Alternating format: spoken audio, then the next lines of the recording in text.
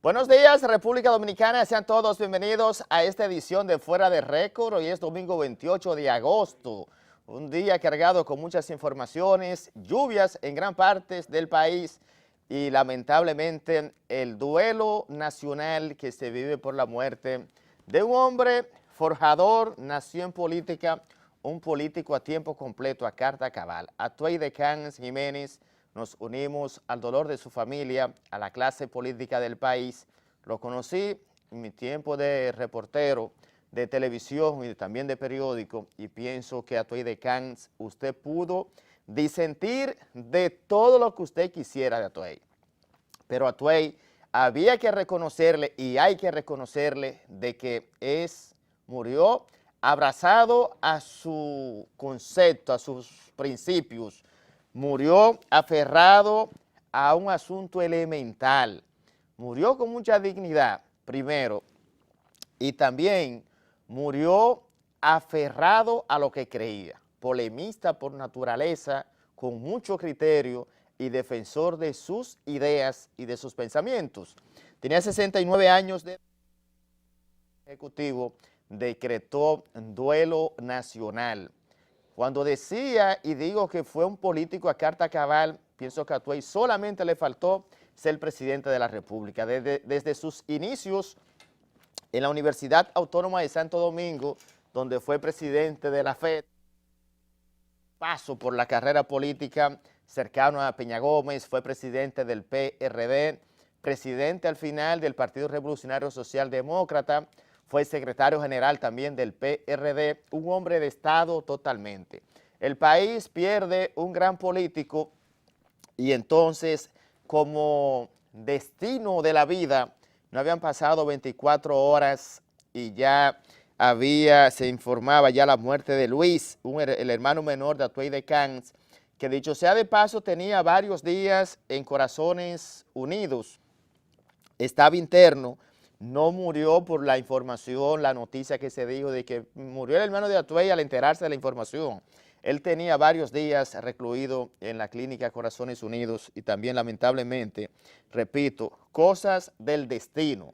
Murió a menos de 24 horas de su hermano. Ya vemos imágenes, son imágenes de las últimas actividades públicas que tuvo Atuey de Cans. Ese cáncer de colon fue mortal, tenía varios años librando esa batalla Atuey con ese cáncer. Ahora en la mañana se espera que sus restos sean llevados al Congreso Nacional. Fue presidente de la Cámara de Diputados, también fue un gran congresista y por eso sus restos serán llevados ahora en la mañana al Congreso Nacional.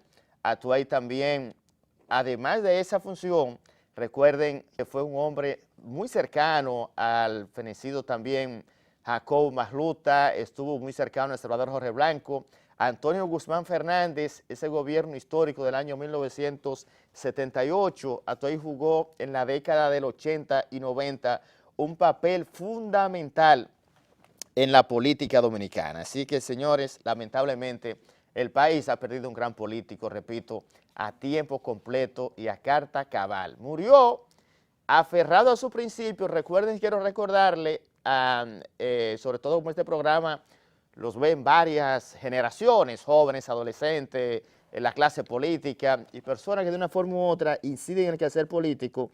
El tema de la reelección, Atuey murió aferrado a ese principio, lo que provocó su división, su salida del Partido Revolucionario Dominicano y esa lucha tenaz que sostuvo con el expresidente Hipólito Mejía. Recuerdo cuando le advertía de que la reelección no iba a ser posible. Fue también un hombre de consulta de todos los políticos, sin importar prácticamente el partido al que usted pertenezca. Siempre fue un libro de consulta, Atuey de Cans. Y también lo recuerdo por esas posiciones férreas cuando se enfrentaba con los periodistas a la hora de uno abordarlo sobre determinado tema de la vida nacional, y fue un hombre considerado también muy guapo. Eso había que reconocerle a Tuey, que era valiente por demás. Así que paz a sus restos. Miren, señores, en otra información de la semana, ya el Senado inició los pasos para la conformación de la nueva Junta Central Electoral. Una nueva junta que podría ser, entre comillas, por el hecho de que los aspirantes, los que aspiran, la ley, al parecer, faculta, no al parecer, es un hecho, que los jueces actuales pueden optar nuevamente por otro periodo al frente de la Junta Central Electoral. Significa que la campaña a lo interno ya se inició. El presidente del Senado, Reinaldo Pared Pérez, anunció de que ese organismo dispone de 60 días a partir de que se inició la primera legislatura ordinaria el pasado 16 de agosto. Bueno, si partimos de lo que dijo Reinaldo, a quien es el presidente del Senado, y es donde se va a definir la escogencia de esos magistrados, faltarían 52 días para que el propio Senado pueda conocer los casos, los expedientes, las ternas que van a ser sometidas. Hay una comisión que lo propio revelado por el presidente del Senado y secretario general del PLD. Hay un punto importante: el próximo miércoles una comisión se va a designar, la comisión que se va a encargar de dirigir esos trabajos de plenarias para conocer las ternas. Un detalle muy importante: mucha gente se pregunta, ¿la prisa por qué? No, no hay prisa. Es que el artículo 308 del reglamento del Senado establece que deben escogerse a los miembros suplentes y titulares de la Junta en un plazo no mayor de 60 días a partir de cuando se inicie la legislatura. Repito, como se inició el pasado 16 de agosto, hoy estamos a 28, usted le resta la diferencia, entonces faltarían 52 días. Esas son imágenes de la conferencia pronunciada ayer por el secretario general del PLD, Reinaldo Pared Pérez, en la Casa Nacional. Sí, fue en la Casa Nacional, donde hablaba del presente y el futuro del Partido de la Liberación Dominicana, que, dicho sea de paso, está inmerso en una situación delicada. Yo pienso que el PLD está viviendo una transición compleja. El tiempo es de Danilo. El presidente Leonel Fernández ha dado los primeros pasos en busca de esa recomposición de sus fuerzas, pero esa recomposición de la fuerza del expresidente Leonel Fernández se produce precisamente en un momento delicado. El momento es de Danilo y el tiempo es de Danilo. Ya Danilo controla más del 80% de los organismos internos del PLD. Claro, Leonel Fernández siempre va a ser un contendor a vencer a lo interno del PLD. En política 2 y 2 no son 4, son las circunstancias. Sin embargo, los primeros pasos iniciados por Leonel Fernández en busca de esa recomposición interna, todos los indican de que o la suerte no le ha acompañado a Leonel o la lealtad de sus dirigentes y sus principales seguidores no ha sido de un todo. Y digo esto porque precisamente las declaraciones de César Pina Toribio, a quien vemos en pantalla, de que se respete la figura del expresidente Leonel Fernández, evidentemente de que marca una diferencia importante a lo interno del PLD. Y esa diferencia a lo interno del PLD automáticamente va a provocar, como ya lo está provocando, una situación interna muy delicada y bastante compleja. Y esa complejidad como tal es lo que pienso ha llamado a César Pina Toribio a este llamado público para que se respete la figura del expresidente Leonel Fernández.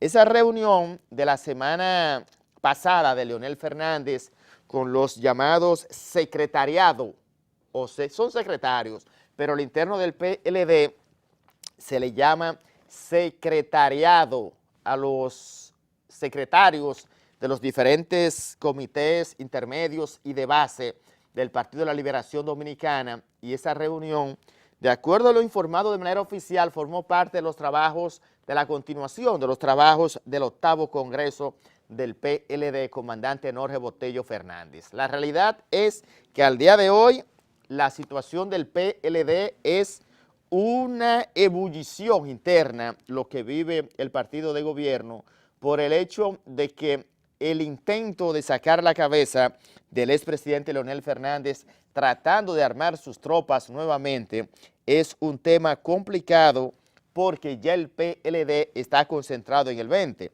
De hecho, vi unas declaraciones del exdiputado Carlos Gabriel García promoviendo la figura de Danilo Medina para el 20 desde ahora. Pienso que eso no le hace bien porque le echa más leña al fuego a lo interno del Partido de la Liberación Dominicana, que en las próximas horas se espera de que vengan movimientos a lo interno del Palacio Nacional. Se habla de cambios, la continuación de la conformación del nuevo gobierno del presidente Danilo Medina, un gobierno fresco en la forma, y entonces a partir de ahora es donde Danilo va a tratar de cumplir los compromisos que no pudo cumplir con los dirigentes medio y de base de su partido. Pienso que están todos en el gobierno, pero siempre se quiere más y hay compromisos que hay que asumir. La sorpresa de Miguel Vargas a la Cancillería fue una gran sorpresa, pero eso también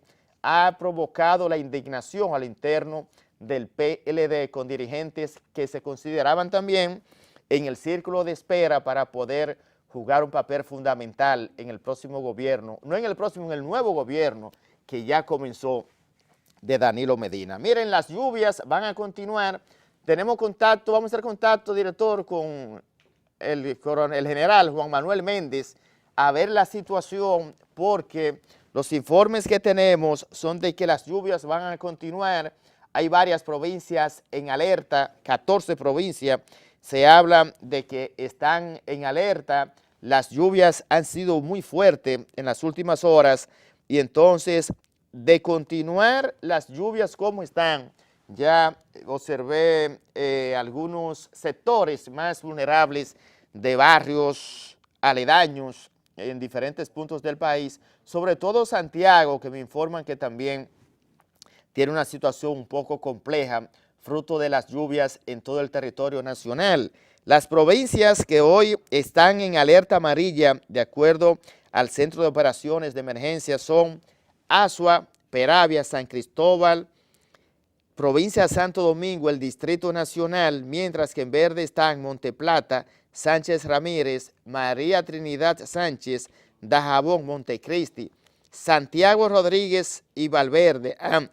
También Santiago Los Caballeros está en alerta verde. En el último informe del COE se habla de que 1.765 familias han sido desplazadas en los diferentes puntos del país, fruto de las lluvias y esta vaguada en altura que se mantiene incidiendo sobre el territorio nacional. Hay un tema que estuvo muy pendiente durante toda la semana, el cierre de la clínica, de la Integral 1, 2, del Consorcio Clínicas Integral, fue un tema también que durante toda la semana llamó mucho la atención, se le dio marcha atrás. Sin embargo, el Colegio Médico Dominicano hoy en la mañana está pidiendo de que a pesar de que se ordenó la reapertura de los centros Integral 1 y 2 y también la Clínica del Dolor que está en Villa Duarte, que pertenece al mismo consorcio, de que el Ministerio Público pueda resarcir los daños morales que entiende el Colegio Médico se ha cometido contra esos centros hospitalarios. Y entonces es un tema sumamente complejo, muy complicado, y ese punto de la extracción de órganos es una gran preocupación que no solamente afecta a la clase médica, sino también muy sensible ante la opinión pública por la situación que se ha creado a propósito de la desaparición y luego la aparición del cadáver de la niña Carla Macier. Me voy a ir a la pausa. Al regreso vamos a conversar con el director del Instituto Nacional de Trasplante, el destacado doctor Fernando Villini. Vamos a analizar toda esta problemática en un momento. Cambiar de canal, caso de delito federal. Vamos a la pausa y ya volvemos.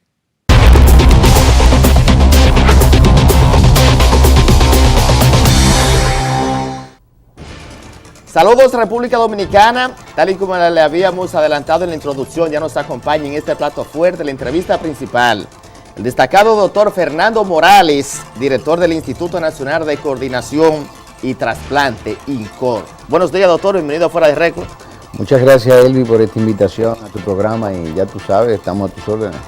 Bueno, doctor, le agradecemos infinitamente su participación en momentos en que la República Dominicana, el tema de trasplante de órganos, hoy ocupa la atención del país. El caso del hallazgo del cadáver de la jovencita de Pedro Brán, Carla Maciel, ha sido centro de mucha atención y de muchas conjeturas. Sé que este tema ha traído una fuerte polémica, sobre todo en las redes sociales, en la opinión pública y sobre todo desinformación. Y creo que usted es la persona de la más autorizada para edificar al televidente con este tema de trasplante, porque precisamente es lo que hacen con mucha frecuencia en el país. Y le pregunto si existe la posibilidad de que el robo de órgano, una persona que se le robe su órgano, que sea secuestrada, que muera, se le puede implantar ese órgano a otra persona. Mira, Elvi, la razón por la que el INCOR ha estado en estos días en la palestra pública es tratando de aclarar estos conceptos por el impacto tan grande que este tipo de noticias, este tipo de leyendas urbanas, mitos urbanos, tiene sobre los donantes, sobre los receptores que esperan un donante para trasplante. La complejidad del proceso de donación y trasplante es tan grande, involucra tanta gente, tantos tipos de laboratorios, centros de imágenes, anatomía patológica, que es imposible que un grupo tan grande de profesionales que por lo regular se han dedicado a este tipo de actividad por una vocación de servicio a la sociedad, puedan hacerlo. No existe la más mínima y ni remota idea, definitivamente, que es importante que lo sepamos, que la extracción de órganos de un acto criminal como el que ha sucedido con la niña Clara Maciel haya sido producto de sacar los órganos para trasplante. Desgraciadamente, posiblemente se estén cubriendo aquí intenciones ocultas de un asesino psicópata que por lo menos quiere garantizar su supervivencia en la cárcel, porque tú sabes que los asesinos psicópatas de niños y violadores los matan en la cárcel por un código que tienen y que yo lo veo muy bien eso, con todo respeto y todo lo que pueda significar, porque quitarle la vida a un niño y querer salir impune de eso no debe permitirse. ¿Usted considera, doctor, que las investigaciones al ritmo, por ejemplo, como van de ese caso específico, desde el punto de vista médico, porque sé que es su área, no existe la más mínima posibilidad de que, por ejemplo, usted pone un dato muy interesante, de que ese psicópata tal vez quiera confundir a las propias autoridades con ese caso, y descarta de plano de que un órgano de ese tipo pueda sustraerse para trasplantárselo a otra persona, fruto de que se ha negociado, también por la parte de ritos satánicos? ¿Eso podría incluir? Mira, una cosa es un rito religioso, otra cosa es trasplante. Para tú poder utilizar los órganos de un donante, esos órganos tienen que estar adecuadamente oxigenados, debidamente nutridos. Hecho por lo cual, cuando tú vas a llevar a la sala de cirugía, que tienen que ser una sala de cirugía altamente equipada, ese donante tiene que ir con anestesiólogo, con una máquina ventilándolo, con drogas que se le colocan para que el corazón lata y siga perfundiendo todos los órganos, para que cuando se trasplante en un receptor, en una persona que lo necesita, pueda reproducir su función. No hay posibilidades jamás de en Pedro Brán o La Tuaba o donde sea, sitios como ese, hacer nada de esto. Lo que sí podría hacer, y yo no puedo decírtelo porque no soy experto en esto, sí, hay religiones extrañas que pueden usar los ritos satánicos. Ahora, yo creo que toda la DACA se está tratando de evadir culpa, de hacer una especie de, ¿qué te digo?, de distracción en todo esto. Y este tipo ha agarrado el tráfico de órganos como la excusa de él para tratar de reducir su inculpamiento. Y esto a quién afecta, y es lo importante que nosotros tenemos. Esto lesiona la confianza del pueblo, lesiona la confianza de la familia, y cuando una familia se ve en la terrible situación de tener un enfermo que ha fallecido por un evento agudo, ya sea un politraumatizado, traumatismo cráneoencefálico o por un accidente vascular encefálico, y tiene que decidir en el momento más doloroso donar sus órganos, si entiende que no hay confianza, que estos programas no generan confianza, va a decir que no. Y quienes se van a afectar son miles de pacientes que esperan de un órgano para ser trasplantado y sobrevivir. Porque, y esto es importante que lo sepas, Elvi, que lo sepa la ciudadanía, más de 2.500 dominicanos fallecen todos los años por una enfermedad orgánica terminal. Quizás más, y quizás eso no se sepa, que los que mueren por chikungunya, por malaria, por zika, por dengue, todos juntos. Eres doctor, usted acaba de hacer una revelación sumamente importante. 2.500 más de 2.500 dominicanos mueren todos los años por enfermedades orgánicas terminales. O sea, ¿de qué hablamos? Hablamos de insuficiencia renal crónica, pacientes que tienen una insuficiencia cardíaca terminal, pacientes que han hecho una cirrosis terminal ya, que su hígado no dona más, insuficiencia pulmonar y de otros órganos también. Y esos pacientes, a excepción del de riñón, son los únicos que tienen la posibilidad de sobrevivir un tiempo mediante la diálisis peritoneal o la hemodiálisis, pero también con una penosa alta mortalidad. O sea, si tú tienes un paciente hepático crónico que no se trasplanta, al año y pico ya realmente no va a existir con nosotros, es la única oportunidad que tenemos. Y ver cómo un paciente de eso sale a la salud, tú lo ves y es como cualquier normal de nosotros, se integra al trabajo, a su familia, a jugar con sus hijos, cosas que no podía hacer por su enfermedad, porque no le permitía bajo ningún concepto, que simple y llanamente gastar su energía en tomar aire para poder respirar. Desgraciadamente es así. Doctor, ¿cuál es el protocolo que se utiliza desde el punto de vista médico para un trasplante de cualquier órgano de un ser humano a otro ser humano? Mira, hay varios tipos de... Esto es complejo y te lo voy a explicar. Hay dos tipos de donantes, el donante vivo y el donante de una persona que fallece. El del donante vivo, por ley nuestra, tiene que ser un familiar hasta el 4º grado de consanguinidad o la esposa o esposo. Luego, cualquier caso que no sea de ese tipo, que hay amigos que le quieren dar a un órgano a un amigo, aunque no tenga consanguinidad, se conoce en el consejo, y si se ve que no hay ningún tipo de mediación económica o jerarquía que pueda obligar, tú entiendes, jerarquía laboral o jerarquía política o de tipo militar, se aprueba ese trasplante. Y el otro, el que más resuelve el problema, porque es el que más frecuente nos ofrece la sociedad, es aquellos pacientes que fallecen en una unidad de terapia intensiva, porque tiene que ser en una unidad de terapia intensiva, porque si fallece en una sala normal, podrá ser donante de tejidos, pero no de órganos, porque los órganos no van a estar debidamente oxigenados.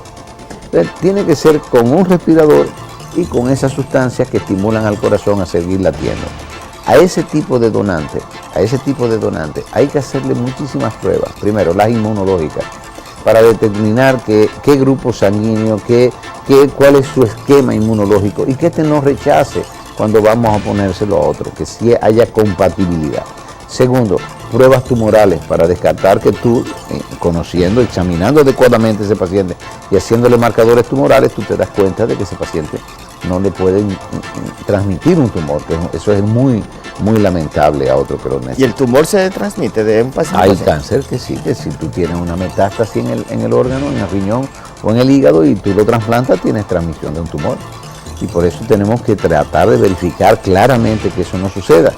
Infecciones crónicas, tuberculosis, SIDA, tenemos que descartar todo eso. Hepatitis B y C, aunque no son limitantes para todos los trasplantes, sino que cuando tú tienes un paciente que tiene hepatitis B y C, puedes recibir un órgano de una persona que tenga hepatitis C y B. Bueno, seguimos así con otras enfermedades, Steinbar y todo.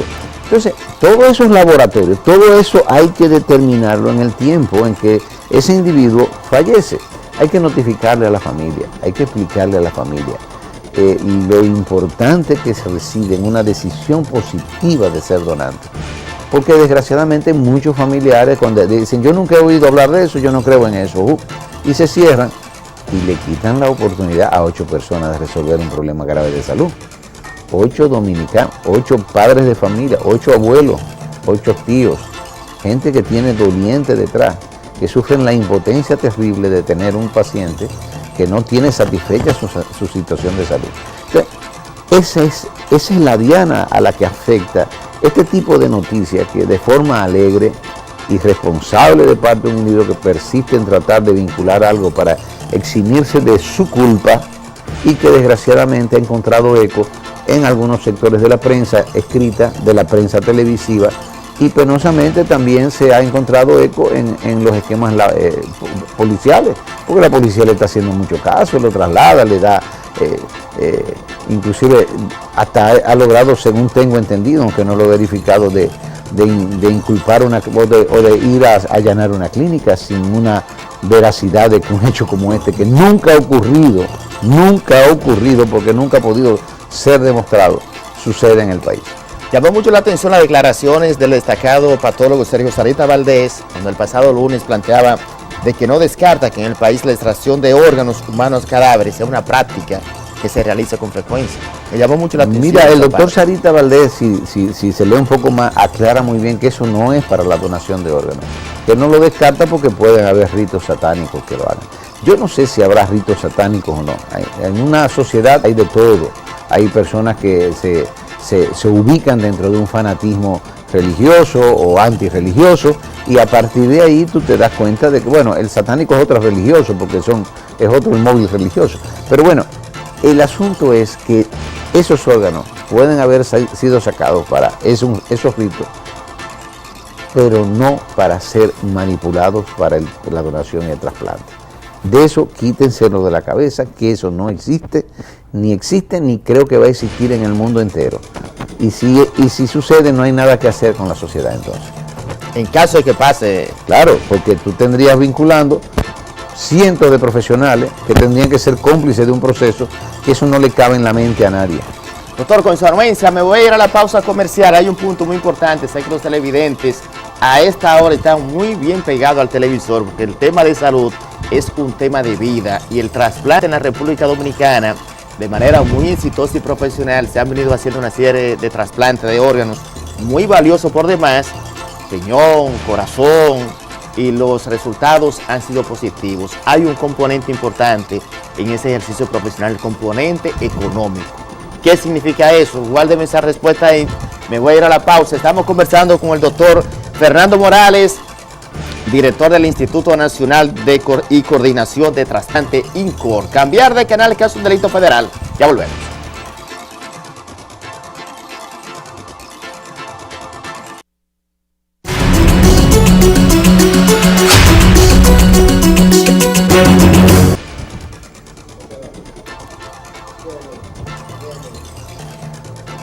Continuamos conversando con el doctor Fernando Morales, director del Instituto Nacional de Coordinación y Trasplante, INCOR.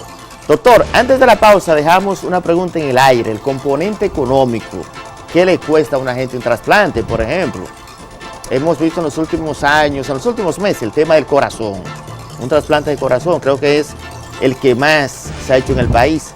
¿Y qué cantidad, por ejemplo, de personas en el año son? El trasplante que más se ha realizado en el país, que se han realizado ya aproximadamente 1.200 trasplantes, es el de riñón. ¿1.200? Sí, más o menos 1.200. Cardíacos se han realizado 3 nada más. Y de hígado se han realizado como 30 trasplantes de hígado. Que yo creo que programas que están preparándose para continuar, y además queremos ampliar el programa de oferta terapéutica a páncreas, a pulmón en un futuro, para que todos los dominicanos que tengan una patología puedan tener una disponibilidad o una oportunidad de acción terapéutica. Y lo de los costos, son procedimientos costosos definitivamente, pero sin embargo, para que tú tengas una idea, un paciente con insuficiencia renal en diálisis en un año consume más de 1 millón de pesos. Un paciente en el primer año de trasplante va a consumir 1 millón de pesos, pero luego del primer año se reduce a unos 300.000 aproximadamente, y es posible que con la compra de medicamentos por economías de escala que está haciendo el Ministerio de Salud Pública, que son la parte más costosa del seguimiento de un paciente trasplantado, esto se reduzca más. En el hígado y el corazón son procedimientos más complejos, el de médula también, pero cada día, la gran oportunidad de llevar a un miembro de una familia a recuperar su salud, reintegrarse a la vida productiva y traer felicidad a su familia, es un hecho que no tiene precio. Y en el país, por suerte, la cobertura de la seguridad social ha ido aumentando. Ya en el plano contributivo, del modelo contributivo y el subsidiado, podemos decir que tenemos casi un 70% de la población cubierta. No obstante, hay una resolución que está esperando ser aplicada, la resolución 370, que universaliza la cobertura de enfermedades a todos los pacientes que la padecen, en especial a las enfermedades de alto costo. Si nosotros logramos que esto se aplique, el costo del trasplante renal, el trasplante cardíaco y el trasplante hepático y de médula podrá ser mucho más asequible a los pacientes, porque indudablemente representa una verdadera limitación, es una montaña a salvar. Tanto es así que en el INCORP hemos negociado con el Instituto Cardio-Neurooftalmológico y de Trasplante, y todo paciente que esté en lista de espera y que por la computadora le toque el órgano, esté o no asegurado, y tenga unos recursos, hay que hacérselo. Explíqueme esa parte, doctor, de la computadora y del paciente, que esté, muy importante que el televidente voy a explicártelo, Elvis. Sí. Todo paciente, cuando tú tienes 2.000... Es un programa de vida. Sí, 2.000 y pico de pacientes en diálisis o en diálisis peritoneal o hemodiálisis, tú tienes un banco de personas que mejorarían significativamente su tratamiento al ser trasplantado.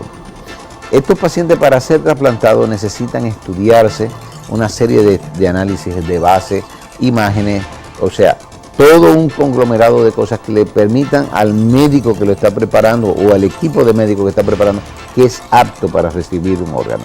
Entonces ahí entra en la lista de espera nacional, que maneja una máquina, que es una computadora con un software. Hay una serie de eventos que tienen puntuación, años en lista de espera, si tiene o no un acceso vascular fácil que permita una diálisis adecuada, si no lo tiene ya es una emergencia, si es infantil, si es un paciente respondedor, si es un individuo que tiene otras características. Entonces, esos puntos le van dando, y por supuesto la histocompatibilidad, que sea compatible. Si tú tienes todo eso, cuando tú vas sumando tus puntos, dice, bueno, fulano tiene 18, es el primero, segundo fulano 17, 16,5, y tú llamas y reporta los primeros 10, los llamas, porque puede ser que el primero de la lista esté imposibilitado en ese momento porque tiene gripe o catarro o un proceso neumónico. Ahí ya localizas quiénes van a ser los receptores de esos riñones o de 2 riñones y le haces las pruebas inmediatas que tú tienes que tener, hemograma, tiempo de coagulación, todo lo que tú tienes que tener, ya para tener que ese paciente esté en condiciones de ser llevado al quirófano. Y ahí se produce el implante de un órgano que ya lo dio una persona que murió y que permitió dar vida después de su muerte a varias personas. Y ese es el juego de todo esto. Un proceso complejo, doctor. Observo también el componente de la suerte, como que hay que agregárselo a esa lista también. Hay que tener la S de la suerte, porque me imagino que tendría algún televidente, se hace la pregunta, doctor, pero el componente económico que ahorita quedó en el aire a pesar de la cobertura del sistema de salud, la parte social, cualquiera se muere con el costo también, porque no todo el mundo reúne las condiciones. Es una combinación para salvarse. Primero la S de la suerte, después la cobertura y que aparezca el donante y que la máquina caiga. Te dije algo importante que quizás se te escapó, Elvis. Te dije, todo paciente que entra en la lista de espera, tenga o no cobertura de seguro, va a ser cubierto por el Ministerio de Salud y por el SECANO, mientras tanto. Ah, pero espere, sí. Y eso es innegociable. Es un punto ¿Tú sabes por qué es importantísimo eso? Porque el INCOR tiene que preservar, y el país, nuestra ley, que todo el mundo, no importa su condición social, económica o cualquier condición extra, tiene todos los mismos derechos de ser trasplantado. Ahora, quiero repetirte esto y es importante que lo sepamos. Debemos garantizar una seguridad social universal, que todo el mundo tenga cobertura a todas las enfermedades, que no haya ningún tipo de catálogo de prestación, cero catálogo ya llegó el momento de que eliminar los catálogos. los catálogos de medicamentos. El que necesita el paciente es el medicamento que hay que cubrirle. Si son 8,000 pesos, bueno, lo que le cubran los 8,000 pesos. Si en un momento dado son 100,000 pesos, lo que le cubran los 100,000 pesos, pero no puede haber un medicamento sesgado frente a otro. Eso no puede ser, es injusto e inequitativo. Claro que existe. Entonces, ha llegado el momento de que debemos garantizar la universalidad de la atención a nuestros pacientes.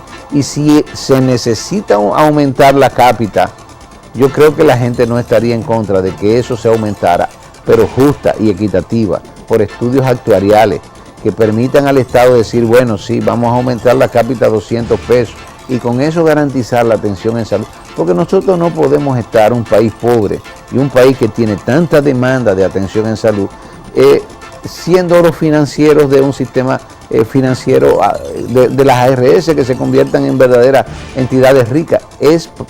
La seguridad social es para beneficio de los pacientes. Para eso que se diseñó y para eso es que debe utilizarse. Doctor, siento que usted está hablando con el corazón. Eso es bueno. Sin embargo, los televidentes a esta hora, usted está hablando y hace un ejercicio de justicia social y de equidad médica, sobre todo, para salvar vidas. En la práctica no es así. El tema de los catálogos se sigue aplicando y que si este medicamento no te cubre y es mi salvación, te cambio ese medicamento por otro. Y a ustedes los especialistas, por lo que he observado, no les gusta que en las farmacias le cambien los medicamentos a los pacientes. Usted recetó esto para salvar a ese paciente, tómate ese. La farmacia le dice no te cubre. Y los televidentes me están viendo, es así. Mira, y muchos están contentos con la pregunta que le acabo de hacer, sí, porque sé que lo están pasando. Mira, Elvi, hay muchos médicos que se han acomodado también a medicamentos de marca, creyendo que son los únicos que pueden resolver el problema y no han sopesado adecuadamente lo que es medicamentos reconocidos científicamente por los organismos internacionales de calidad como la FDA, la EMA, el organismo brasileño y el argentino, que son reconocidos por la Organización Mundial de la Salud y la OPS. Y la receta tiene que ir en consonancia con el poder adquisitivo de un país. No podemos estar pensando en que porque fulano de tal es el primero y el primero que se diseñó, es el único que puede resolver el problema. Eso no es cierto. Hay medicamentos que se consideran genéricos, que son de excelencia de calidad. Lo que sí tenemos que garantizar que no sea hecho en un patio, sino que tenga los controles de calidad y los certificados de calidad correspondientes. Ahora, el problema de los medicamentos del catálogo es que ese catálogo te lo manejan y te lo quieren manejar las ARS. Claro. Pero además de lo limitativo que es, por cualquier nombrecito X te cambian la cosa o la dosificación. Totalmente. Y buscan la excusa para no dispensártelo. Entonces, estas cosas no pueden suceder. Tú no puedes permitir el maltrato de un paciente consuetudinariamente. Tú llegas a la vida y sería interesante, porque yo le digo, esto es responsabilidad también de la prensa dominicana, que estas cosas estén como estén. Y tú ves la cantidad de personas reclamando sus derechos, intentando reclamar sus derechos. Es impresionante. Está ahí una falsa, doctor. ¿Te entiendes? Estamos en una falsa. No, no es una falsa. Sí. Es una estructura falsa. ¿Cuál? No es el sistema como tal. Es una estructura falsa, porque el caso usted toca un punto importante. La gente reclama, se parece al tema energético. Reclama las altas tarifas, pero no hay una base de sustentación. ¿A dónde acudir? Déjame decirte, porque el problema de la vida ciertamente eso, la gente reclama. Claro, déjame decirte que la mayoría de los casos de la vida se resuelven. El problema no es ese solamente, el problema es tú garantizar que las reglas de juego estén claras. Universalidad de la atención. Eso elimina ya cualquier catálogo, cualquier amarradera de no dar servicio. Lo elimina y eso está en la mano del Estado dominicano. Vamos a hacer un estudio actuarial, vamos a determinar qué se tiene que pagar ahí o qué no se tiene que pagar. Lo justo, lo equitativo para que haya solvencia económica, pero que no haya un enriquecimiento desmesurado y que las atenciones no sean regateadas bajo la excusa de que hay un catálogo. Eliminemos los catálogos de todo esto. Eso es lo que hay que hacer. Doctor, hay un punto para finalizar que me llamó mucho la atención. Usted habla del caso del riñón, que es el órgano que más se trasplanta en el país. Habló de 1,200. Me llama la atención y digo, algo ha fallado. ¿Y la prevención? porque eso hay que frenar. Sí, pero mira... La parte de la prevención, pienso sí, que un componente estamos viviendo fundamental. una época de una epidemia a nivel mundial, que es diabetes e hipertensión. Y como las personas son más longevas, muchas de estas enfermedades aparecen al final de la vida. Indudablemente la prevención es clave fundamental para poder, primero, retardar un poco más que llegue la enfermedad y segundo, para tú tener bajo tu control la supervisión de un paciente que va progresivamente llevando a una patología de este tipo. Yo entiendo que la medicina de nivel primario es fundamental desarrollarla en toda su intensidad, pero siempre van a llegar, no importa el país, por problemas primarios que tenga este tipo de patología. Y van a llegar más en la medida en que las posibilidades de vida de las personas sea mayor. O sea, si tu expectativa de vida ahora mismo es 78 años, cuando llegue a 85 se va a multiplicar este tipo de enfermedades, porque esto va a ser en personas más longevas. Y lo que hay que hacer es salirle al paso a las necesidades esenciales de salud que hay que darle a esa persona. Sobre todo. Exacto, prevención. eso. Y Prevención y adecuado tratamiento. No olvidemos que la salud es el desarrollo integral de todos sus elementos. Tú no puedes tener prevención nada más y dejar las otras sin tratamiento. Claro, la combinación. Exacto. Es desarrollo integral. Doctor, muchísimas gracias. Se nos terminó el tiempo. Agradecemos infinitamente su participación para que usted lleve luz como lo ha hecho y pueda edificar a los televidentes con un tema tan vital y de tanta importancia para el desarrollo del país, la salud y la vida de la gente. Bueno, Elvi, yo te agradezco esta invitación a Fuera de Récord y decirte que tanto yo como otros profesionales del INCOR que trabajan con nosotros en esto mismo estamos a la disposición. Invitarte a que tú asumas también esta cruzada de promover la donación y el trasplante, porque, Elvi, en algún momento de la vida, tú o yo o cualquiera de los que estamos aquí, vamos a necesitar un trasplante, o para nosotros mismos, o para una persona de la familia llegada. Claro. Y esa imposibilidad y esa sensación de no poder hacer nada que nos refleja. Claro, es una impotencia grande. Eso es clave. Y recordarse, si tú ante una enfermedad orgánica terminal eres capaz de recibir un órgano para seguir viviendo, retribuye, sé donante. Muy bien, doctor, cuente con nuestro apoyo y pienso que esa campaña de concientización es necesaria en estos tiempos. Gracias por todo. Gracias, doctor. Señores, hasta aquí mi trabajo. Elvis Lim estuvo con ustedes, más la próxima semana en Fuera de Récord.